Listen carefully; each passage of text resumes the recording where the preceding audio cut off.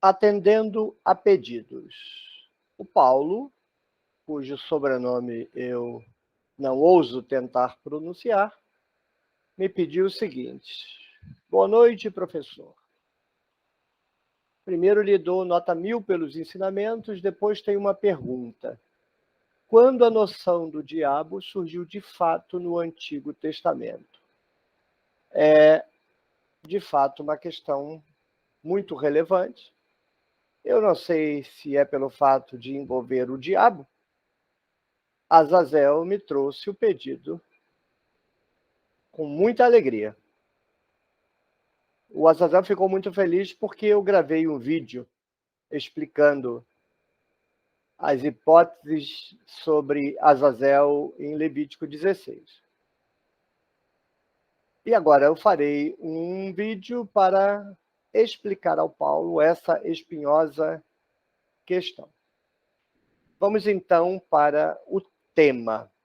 Comecemos com uma declaração radical. Não há diabo na Bíblia hebraica. A palavra Satã, que aparece na Bíblia hebraica, é um substantivo comum, não é um nome próprio, em nenhuma passagem, de modo que onde você encontrar na Bíblia a palavra Satanás ou Satã com S, é ideologia e é a interpretação equivocada, inclusive, eu diria, do tradutor, é sempre um substantivo comum. Eu escrevi textos sobre isso, vou colocar nas informações do vídeo. A palavra é utilizada em vários salmos para fazer referência aos adversários. Davi, por exemplo, né? Davi tem muitos setanim, plural de Satã, atormentando a vida dele. Ele reclamava muito. Né? Davi é da família de Jó, mas Jó, me parece, reclamava com razão. Davi é um resmungão. Né? E ele usa muito as palavras Satã e Setanim. E não tem absolutamente nada de metafísico, não são criaturas sobrenaturais. São os perseguidores deles, os pés no saco que a gente conhece no dia a dia. Né? Davi tinha muitos pés no saco. E há 3 usos no Antigo Testamento da palavra Satã que são interpretados como diabo na literatura frouxa, pouco rigorosa. O de Jó não é diabo em nenhuma hipótese, é um Bene Elohim. Em 1 Samuel, que vai se tornar um Satã em Crônicas, na passagem que Davi faz a contagem do povo, ali a gente já pode considerar, por hipótese, e só por hipótese, que se trate de um embrião da ideia que vai se consolidar mais à frente com o perfil do diabo. E, finalmente, Zacarias, que não tem absolutamente nenhuma relação com a ideia de diabo, nem embrionária, nem desenvolvida. Mas é uma personificação de alguém do povo que acusa Josué de estar com as vestes imundas. Então, nós temos 2 passagens em que aparece a palavra Satã e que podem ser interpretados em Jó. Certamente deve ser interpretado como um embrião, não o diabo. Insistirei. Quem enxergar o diabo em Jó não sabe ler. Mas como embrião da ideia que mais 1 ou 2 séculos se converterá no diabo na mitologia de Enoque. E em Crônicas, não diria com tanta severidade tratar-se já de um embrião, porque o escritor pode ter pensado que o adversário aí é um inimigo, um dos tantos inimigos de Davi, e não um ser celeste. A passagem em nenhum momento deixa isso claro. Portanto, nós temos uma evidência embrionária certa e meia evidência sobre a possibilidade disso no Antigo Testamento. Esses textos são necessariamente, obrigatoriamente, indiscutivelmente pós-exílicos, porque no período pré-exílico não existe essa ideia. A ideia de seres mágicos, espirituais, sobrenaturais, que tem o que se aplica hoje ao diabo, que é a prerrogativa de assombrar, assustar, amedrontar, inclusive matar. Mas assim são os seres sobrenaturais no período pré-exílico, eles não são bons nem maus. Yahvé é assim. Yahvé é genocida e assassino. Yahvé é mau. E ao mesmo tempo é bom. Ou seja, não há uma moralidade prescrevendo o comportamento dos seres sobrenaturais no período pré-exílico. De sorte que encontrá-los lá e identificá-los com o diabo é um anacronismo e uma desinformação.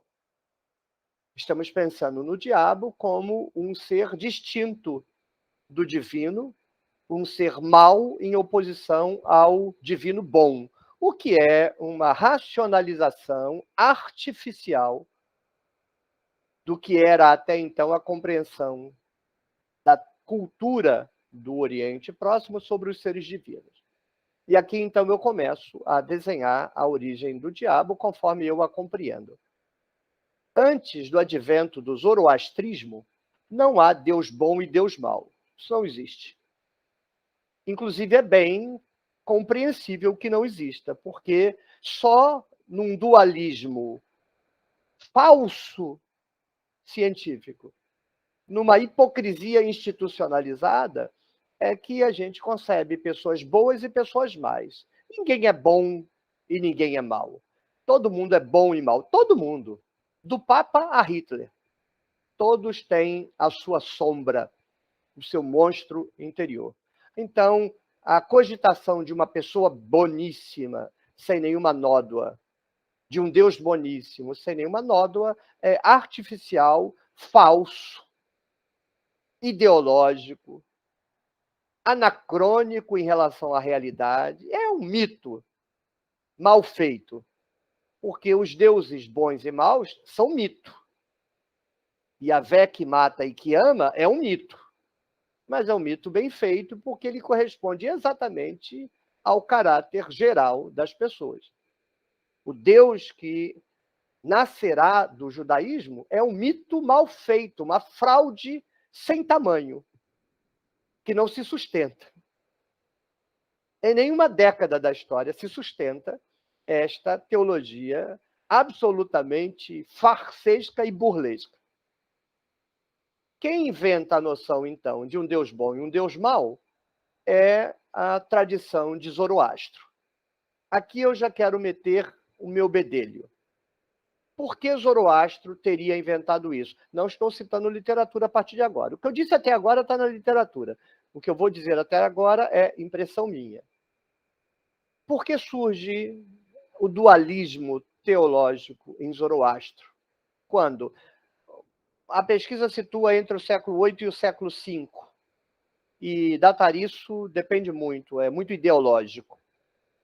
O certo é que o Império Ciro, o Império de Ciro, o Império Persa, já está marcado pelo dualismo zoroastriano. A minha impressão é de que, por força da Rota da Seda, chegou à região da Mesopotâmia a informação taoísta e o dualismo indiano de modo geral. Mas eu imagino o taoísmo. O taoísmo compreende a realidade como uma circunstância provisória de contrários necessários. 4 palavras. Uma circunstância provisória de contrários necessários. A chave é provisória e necessária. O arranjo da realidade é provisório. Ele depende da concatenação das forças contrárias, o bem e o mal, a luz e a sombra, o quente e o frio, o dia e a noite, o som e o silêncio. Mas essa confrontação é necessária. Se não permanecer a confrontação, a realidade se dissolve, porque a realidade é o resultado da confrontação, e não da vitória de um polo sobre o outro. Se a treva vence a luz, acaba a realidade. Se o som vence o silêncio, acaba a realidade. Por isso, o símbolo do taoísmo é yin e yang, aquela imagem cortada ao meio com um S, preto de um lado, branco no outro, mas no lado preto há uma bolinha branca e no lado branco há uma bolinha preta, estabelecendo que, inclusive, a aparência dos elementos contrários necessários está contaminada pelo outro lado. Eu considero o único símbolo religioso que expressa efetivamente o estado da realidade tal qual nós o concebemos. E se a gente pensar que o taoísmo tem mais de 5.000 anos, é um feito absurdo e extraordinário. Eu acho que, por força do comércio da Rota da Seda, monges taoístas chegaram até a região da Mesopotâmia, divulgaram a sua filosofia taoísta e, por falta de estrutura cultural, os receptores dessa tradição entenderam errado. É hipótese o que eu estou dizendo, por favor. Eles aceitaram que a realidade é o resultado do confronto de forças contrárias, mas esqueceram o necessário. Então vão conceber os deuses como forças contrárias, os deuses bons e os deuses maus, vão inventar a escatologia, os deuses bons vencerão no final. Não há escatologia possível numa compreensão taoísta da realidade, porque quando um dos lados vencer, acabou a realidade. Como o zoroastrianismo entendeu errado, inventou mitologias com base na sua interpretação errada, porque a mitologia parte de um ponto inicial, um mito inicial, e o desdobra. Vira teologia, né? A racionalização do mito vira teologia. Então, a Pérsia concebeu um deus bom, Ahura Mazda, e um deus mau, por muitos tratado como Arimã. E o ciclo da vida responderia ao confronto contínuo desses dois deuses, sendo que a vitória de um e de outro define os acontecimentos da vida, das pessoas e da sociedade. Quando Deus bom vence, bênção. Quando Deus mal vence, desgraça. Isso está absolutamente distante da cultura da Bíblia hebraica no período pré-exílico. Compare esse quadro dualista, o Deus bom e o Deus mau. O Deus bom faz shalom e o Deus mau faz ra, com Isaías 45:7. Lá está escrito que o mesmo Deus, ali é Yahvé, mas isso vale para qualquer outro Deus do Antigo Testamento e de toda a bacia do Mediterrâneo, o mesmo Deus, no caso Yahvé, faz shalom e faz ra. Há uma unidade de potência. A divindade é soberana. Não há uma castração moral da divindade. A religião israelita é pré-moral, não é moral. É como o candomblé. A religião israelita não tem padrão no Brasil. Quem acha que os israelitas são os antepassados das igrejas evangélicas, da igreja católica, não sabe nada, nem de igreja evangélica, nem de israelitas do passado. Eles são, se eu posso usar essa expressão, porque eu não estou propondo aqui nenhuma dependência cronológica, é apenas uma dependência de modelo conceitual, os antepassados, os descendentes dos israelitas no Brasil são o povo de candomblé. Nem de Umbanda, porque Umbanda está domesticada pela moralidade cristã, do candomblé, onde os deuses não são bons nem maus, são soberanos, são livres, não estão vinculados a nenhuma injunção moral. Como Yahvé, que era absolutamente livre. Pois bem, não vai ser impunemente que a elite de Judá vai passar pela Babilônia. Eles serão evangelizados pelos costumes babilônicos, daí o mito do dilúvio, o Gênesis 1, que não é um contramito, como a teologia da libertação diz, É um mito exatamente nos moldes e com a mesma função do Enuma Elish. O Enuma Elish é para inaugurar o novo Império Babilônico e Gênesis 1 é para inaugurar Jerusalém. É a mesma função, sem tirar nem pôr. Não é contra mito de natureza nenhuma. Mas, com a Babilônia, ao contrário também do que a literatura vai dizer, que quando a elite de Judá chegou na Babilônia ficou horrorizada com o politeísmo, ficou horrorizada coisa nenhuma, porque a elite de Jerusalém era politeísta. Não ficou horrorizado em nenhuma medida. Pelo contrário, se esfalfaram naquela cultura ao ponto de que o livro de Esther é igualzinho ao mito de Ishtar. Inclusive o nome da personagem. Mas não apenas o nome, a performance de Esther no livro de Ishtar é a mesma performance de Ishtar. A performance de Esther no livro de Esther é igual à performance de Ishtar no mito de Ishtar. Então, eles se enculturaram sem medo de ser feliz. Discordo categoricamente das interpretações de que eles ficaram horrorizados com a vida da Babilônia. Não, não ficaram nem um pouco horrorizados. Pelo contrário. Mas eles foram profundamente influenciados mesmo pela cultura zoroastriana quando o Império Persa os libertou. Como sabemos? Porque a primeira operação que será submetida à teologia judaíta quando a elite retorna é a conversão de Elohim e, consequentemente, Yahvé, num Deus bom.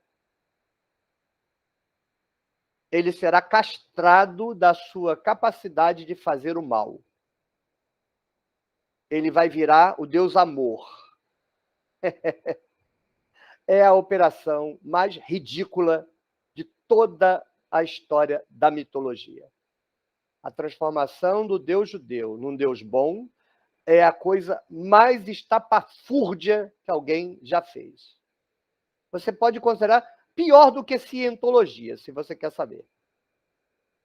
Não, não tem comparação. É absolutamente ridículo. Mas, pelo menos, ridículo no seu desenvolvimento. Porque aqui eu quero sugerir uma interpretação dos primeiros momentos e que talvez esteja insinuado no prólogo de Jó,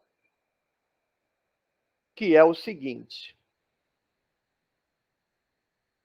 O pessoal que voltou da Babilônia castrou Yahvé. Yahvé é só um Deus bom. Mas eles não criaram a noção do diabo. A noção do diabo só será criada 2, 3 séculos depois, no livro de Enoque. Isso se Enoque não se apropriou de uma criação anterior, então não seria 2, 3 séculos depois. Mas, primeiro Yahvé se tornará um Deus bom, castrado, perderá a sua soberania, para depois se criar, no judaísmo, a noção de diabo. Mas você tem no prólogo de Jó, anterior a Enoque, algumas dezenas e dezenas de décadas, a figura de um Bene Elohim que se comporta como um adversário. E a minha pergunta, para mim mesmo, eu não estou dando uma informação, estou pensando alto e em público, para vocês verem como funciona a cabeça de alguém que pesquisa. Ele se depara com as peças do jogo e tenta compreendê-las. Como elas não falam, ele trabalha por construção de hipóteses, reflexão sobre essas hipóteses e a validade delas, e depois retorna sobre as narrativas com essa hipótese para ver se elas funcionam. Pois bem, será se o primeiro movimento de quem retornou da Babilônia não foi a monolatria, mas o dualismo? Será se os sacerdotes não pensaram num Deus bom e num Deus mau? Será se depois, com a decisão monolátrica, porque para mim a monolatria não vem de Josias, como Israel Finkelstein pretende e a literatura pretende. Vou correr todos os riscos de estar errado, mas se eu não quero correr risco de estar errado, eu não vou a público. Não acho que é válida e correta a tese de que a monolatria é do período de Josias e que, então, os sacerdotes só vão seguir a orientação dos profetas. Acho esta teoria sem pé nem cabeça. Para mim, a monolatria é pós-exílica e deriva do zoroastrismo e pronto. Mas eu posso estar errado. Mas no zoroastrismo não há monolatria. Há uma monolatria dentro de um dualismo divino. Há dois deuses, um bom e o mau. E se o fato de o adversário ser um Bene Elohim não pressupõe o dado histórico de que os sacerdotes primeiro tentaram um dualismo, ou seja, copiar a religião persa. Eles tiraram as imagens, é religião persa. Passaram a usar a menorá, é religião persa. O fogo é a representação de Ahura Mazda. Eles adotaram, com certa restrição no templo e com ampla irrestrição mais tarde nas sinagogas, a sinagoga é absolutamente persa. Vide o meu vídeo, adivinha quem eram os fariseus. Para mim, os fariseus são o partido dos persas. E as doutrinas dos fariseus são as doutrinas persas. São ressurreição, escatologia, anjos, inferno, céu. Tudo isso é doutrina persa. Provavelmente, inclusive, o Messias. Mas então eu deixo sobre a mesa essa hipótese. Os sacerdotes implementaram diretamente a monolatria, então Deus é bom, ou eles implantaram um dualismo. Deus é bom, mas tem o Deus mau. Não dá para a gente afirmar isso. Dá para a gente desconfiar disso. Porque a transformação em Deus, num Deus bom, sem ter alguém em pé de igualdade que seja mau, faz da transformação de Deus em um Deus bom um mau processo de engenharia. Porque imediatamente você terá que dizer que ele é bom, mas ele ou é fraco, então o diabo, que seria um anjo, digamos, pode dar na cara dele e fica por isso mesmo, ou ele é bom e é forte, mas ele tolera que o diabo faça mal às pessoas. Ou seja, é absolutamente uma miséria de teologia, uma porcaria de teologia. Das duas, ou nasceu como uma porcaria mesmo, ou não nasceu como uma porcaria e vai virar uma porcaria por pressões posteriores. E essa pressão pode ser a pressão monolátrica, que se transforma lentamente em monoteísmo. Não pode ter um Deus mau, porque só tem um Deus. Então, só tem Deus. Se isso estiver correto, então o judaísmo passa por uma fase de tentar explicar a consequência de você ter um Deus bom e não ter um Deus mau, que pode estar representado embrionariamente em Jó, descartando-se a hipótese de que ali o Bene Elohim é um Deus do panteão, e interpretando que o Bene Elohim é um Malachim, um Malach, um anjo, digamos assim, como Enoque vai fazer. O judaísmo vai ficar, então, numa situação difícil, porque ele não pode explicar como as pessoas sofrem, sendo que Deus é bom. Então, algumas décadas vão se passar e surge a primeira interpretação, a primeira mitologia, a primeira invenção. Porque tem que ficar claro para os pesquisadores que o diabo é uma invenção judaica. Eles não descobriram a existência do diabo, inventaram. A descoberta do diabo. E essa invenção está no magnífico livro de Enoque. É um midrash com base em Gênesis 6, de 1 a 4, que, em resumo, diz o seguinte: a divindade fez os judeus e as judias, a divindade é cercada de malachim, de Bene Elohim, como funcionários, os anjos do Novo Testamento, malachim no Antigo Testamento. Esses anjos, ao contrário do que se ensina hoje, tanto os anjos quanto os deuses eram imaginados como os homens, com corpo, com mãos, pé, boca, sexo. Sim, no Antigo Testamento, os deuses, Deus tem sexo. Deus como espírito assexuado é uma invenção da igreja. Na Bíblia não tem Deus como espírito assexuado. Deus é em forma concreta, tem temuná, tem forma e tem sexo. Então, os anjos, feitos a essa medida, olham para as mulheres, ficam sexualmente excitados. Os deuses fazem sexo. Os deuses casam. Os homens fazem sexo. Os homens casam. Por que a divindade não fez anjas para eles? Tem as deusas, tem as mulheres, mas os malachim é a Associação Cristã de Moços. Então, o que eles fazem? Eles descem e vêm fazer o que eu não os recrimino: o sexo com as mulheres. Está no livro de Enoque, mas já está em embrião lá em Gênesis 6, 1, 4. Há muitos rabinos e teólogos, não, lá as filhas os filhos de Caim, de Adão com as filhas de Caim. Nada disso. Isso aí é tentando apagar os rastros de mitologia da Bíblia. A Bíblia é mitologia pura e grossa mesmo. Então lá já está. Os Bene Elohim fazem sexo com as filhas dos homens e nascem os Nefilim, que vão ser inventados como gigantes. A palavra Nefilim não se deriva nada que são gigantes. Isso aí já é invenção. Nefilim deriva de Nafalo, que é caído, os caídos, né? Ou seja, os descendentes do sexo.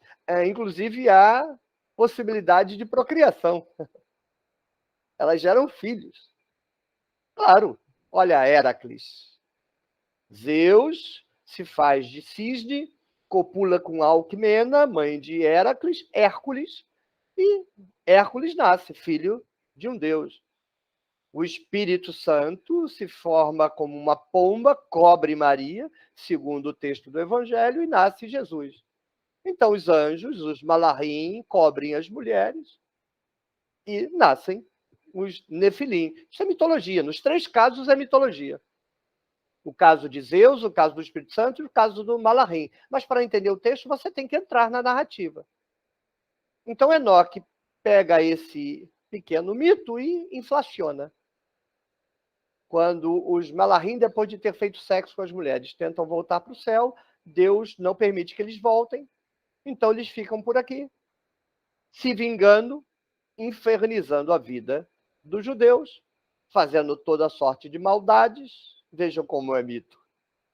E por isso, a despeito de Deus ser bom, as pessoas sofrem porque os diabos, que eram os anjos, que caíram, mas caíram no sentido de tentar voltar para casa e a porta ser fechada na cara deles, ficam por aqui atazanando, fazendo mal.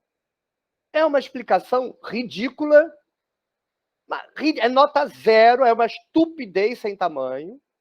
Não, estupidez, não tem outra palavra. Você acha bonitinha a história? Acho, mas ela é estúpida.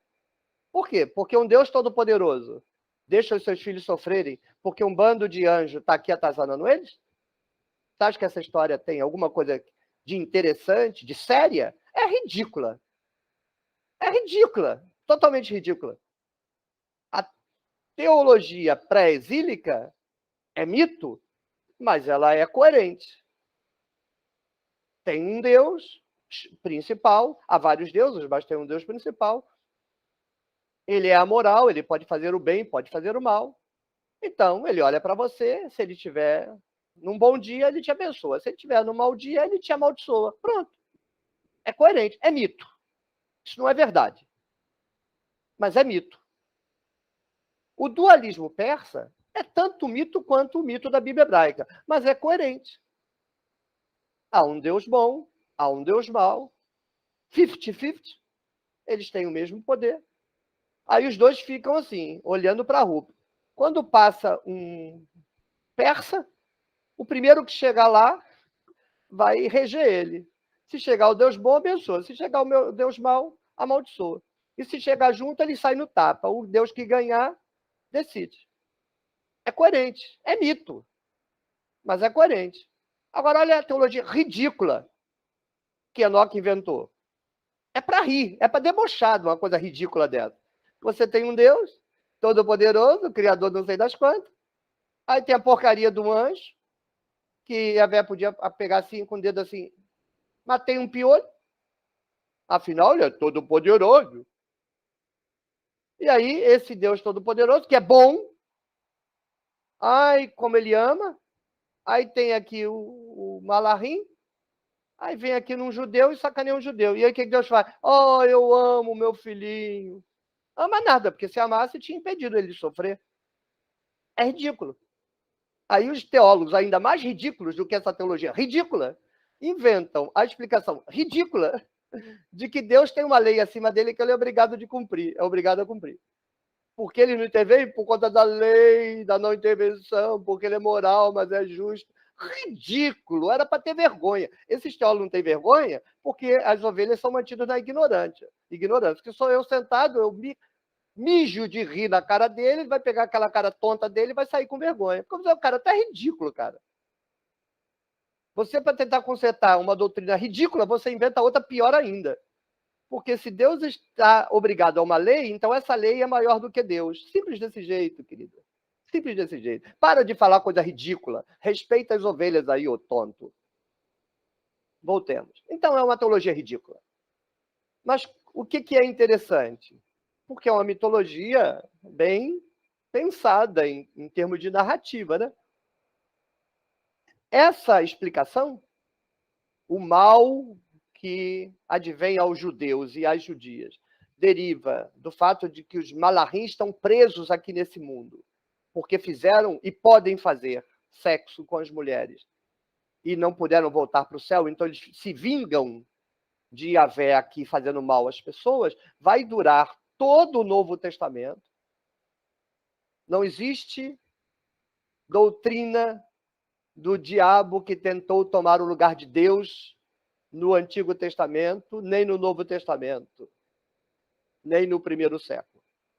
Durante todo o Novo Testamento, a explicação que os judeus e os primeiros cristãos têm do diabo é a do livro de Enoque, que está mencionado por Paulo quando ele recomenda às mulheres que usem véu na igreja.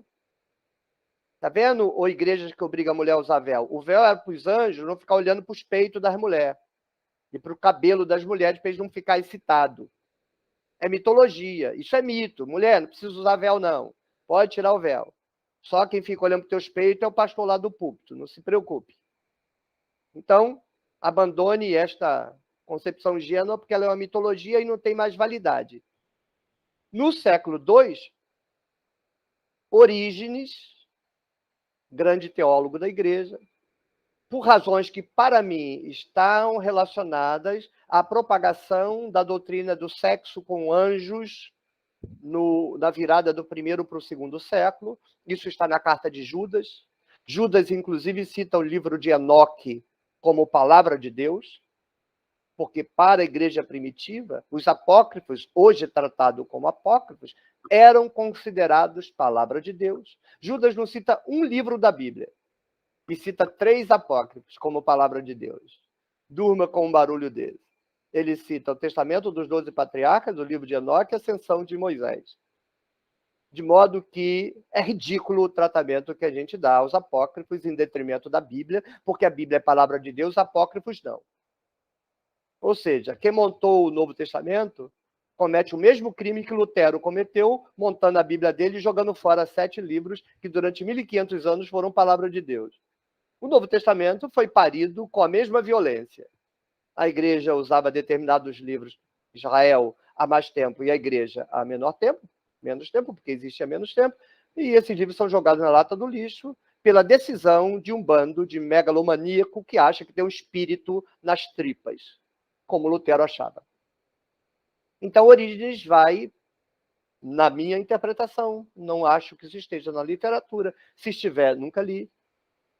Premido pela pressão dos gregos de importar para o cristianismo o culto dionisíaco, o culto de fertilidade, e assimilar isso à tradição cristã pela analogia do sexo com os anjos, a interpretação da origem do diabo como sendo originária do sexo de anjos com mulheres se tornou não recomendável, digamos assim, e eles jogaram Enoque fora. Mas jogando o livro de Enoque fora, você fica sem uma explicação para o diabo, porque a explicação do diabo é a do livro de Enoque. Então, Orígenes faz a alegoria de Ezequiel e de Isaías, conhecida na igreja, e o que a igreja vai fazer é repetir a alegoria de Orígenes, porque a explicação que a igreja dá com base em Ezequiel e Isaías, de que ali é uma referência ao diabo, não é referência ao diabo coisa nenhuma, é alegoria. Aí, como alegoria, você encontra Jesus em Isaías e o diabo em Ezequiel está ótimo. Não tem problema nenhum, é alegoria. Mas é disso que se trata, alegoria e pronto. E quem inventou isso foi o pai das alegorias, Orígenes. E a teologia do diabo está aí até hoje. Essa teologia que é risível, é horrorosa, é perversa, é sem pé nem cabeça. Porque você imagina um Deus bom, que ama as criancinhas, todo-poderoso, que expulsou do céu uma criatura fraca o suficiente para ser expulsa do céu, mas que tinha pretensões de tomar o trono dele. Com Deus, o diabo não aguenta, mas com os seres humanos ele arrebenta. E ele vem para quê? Fazer com que pessoas estuprem crianças, que as crianças nasçam com câncer de ossos, que elas morram em incêndios terríveis. E ele fica olhando e deixa. Porque esses teólogos mequetrefes, para tentar corrigir o que não tem correção, inventam a teologia maravilhosa da vontade permissiva de Deus. Ele não mandou o diabo tentar aquele sujeito para estuprar a criança de 4 anos. Mas ele é Deus, então ele permite, ele não tem culpa. A despeito de que no livro dele está escrito que aquele que pode fazer o bem e não faz, comete pecado. Então, das duas, uma. Sendo bem bíblico aqui.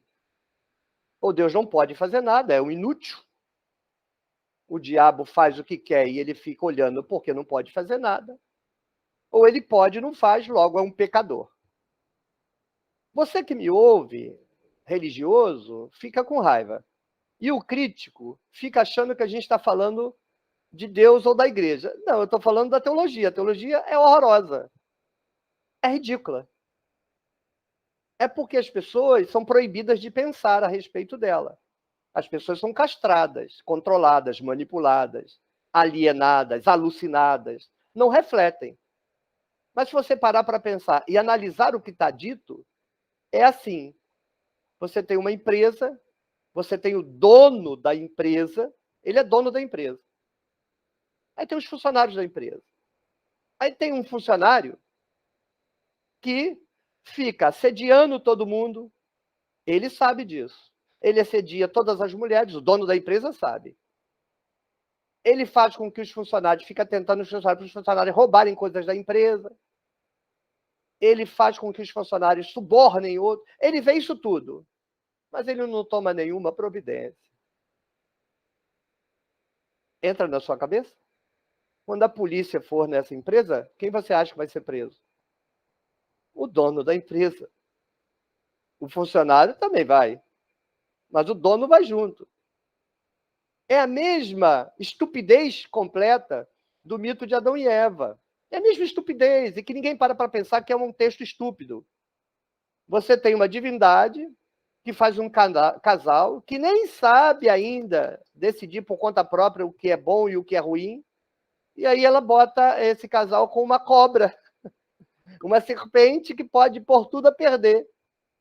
Faz sentido na sua cabeça? Se for hoje, o Conselho Tutelar pegava esse Deus e metia na cadeia.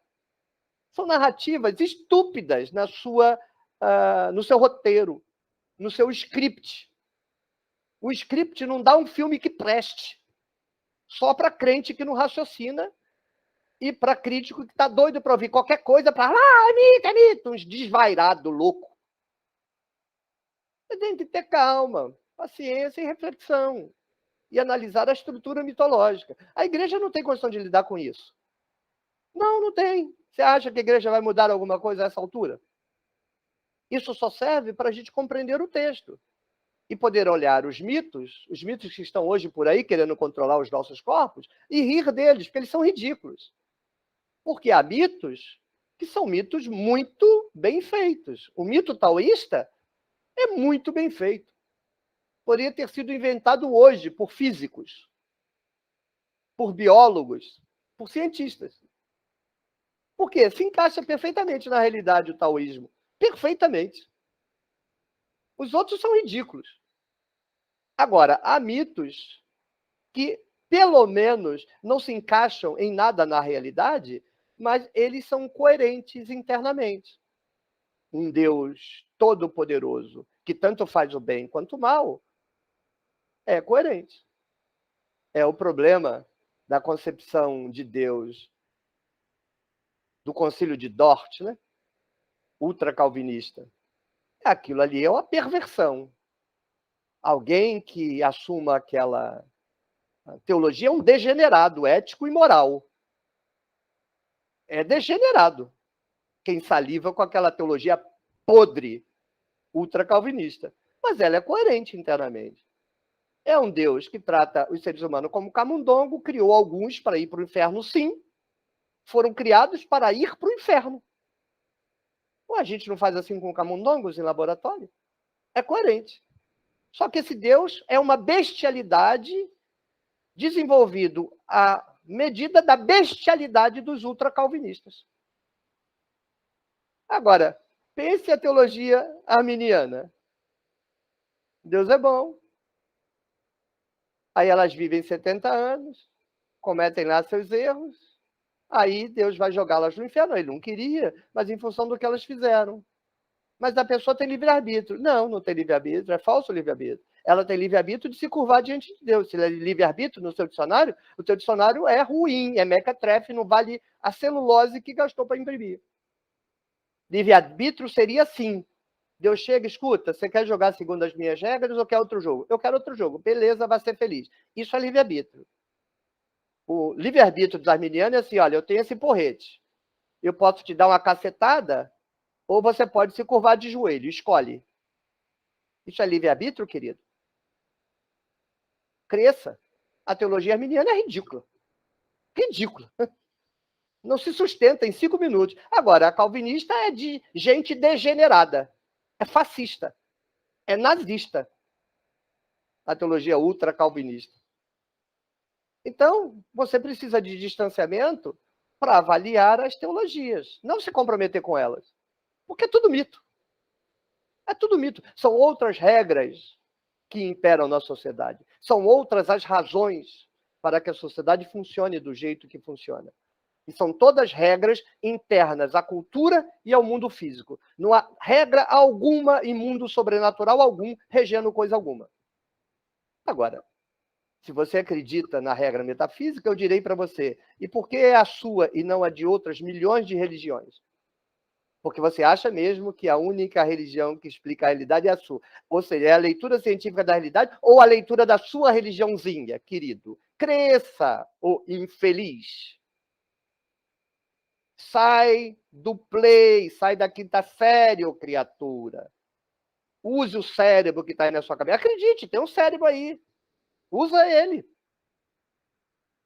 Então vamos encerrar aqui. O diabo é um mito. Não existe doutrina do diabo na Bíblia hebraica no período pré-exílico. Não existe doutrina do diabo na Bíblia, no Antigo Testamento. No Novo Testamento tem diabo em todo canto. Porque o Novo Testamento é totalmente filho de Enoque. Totalmente. Sem exceção nenhuma. Em cada pedacinho do ar tem 500 diabos doido para atazanar a vida das pessoas. O Novo Testamento é um mundo oprimido pelos demônios. Se tornou mágico? Não, já era mágico. Magia não tem nada a ver com demônio. Magia é uma prática milenária e diabo é uma invenção a partir do século V. Porque antes não havia diabo nesse sentido dualista. Os deuses eram bons e maus. O mal sempre aconteceu. O diabo será, então, embrionariamente desenvolvido em Jó e talvez em Crônicas, já como um anjo, ou inicialmente como uma divindade. Deixemos sobre a mesa. Como alguém que não é o próprio Yahvé, com certeza, mas é só embrião. Então não é possível, se você enxergar diabo no Antigo Testamento, você não sabe ler. Aí ele é desenvolvido no livro de Enoque, a história que eu mencionei, sexo com anjos. Essa explicação vai durar até o século II, todo o Novo Testamento está baseado nela. E no século II, Orígenes joga fora essa explicação. E aí ele inventa outra explicação, uma alegoria de Ezequiel, famosa, né? O anjo que quis tomar o lugar de Deus, que no texto é uma referência ao rei de Tiro, não tem nada a ver com diabo nenhum. Espero ter explicado. Fui além do pedido e fiz a avaliação. É uma doutrina ridícula, risível, não merece o mínimo respeito à teologia do mal que o judaísmo inventou e o cristianismo adotou. No monoteísmo só existe uma forma de ser coerente à doutrina do mal. Deus ser mal. Ser como o Yahvé, que faz shalom e faz ra. Se você inventa que ele é bonzinho e que tem um anjo mau que fica fazendo a desgraça, você jogou Deus na lata do lixo. Tchau, tchau. Até o próximo vídeo.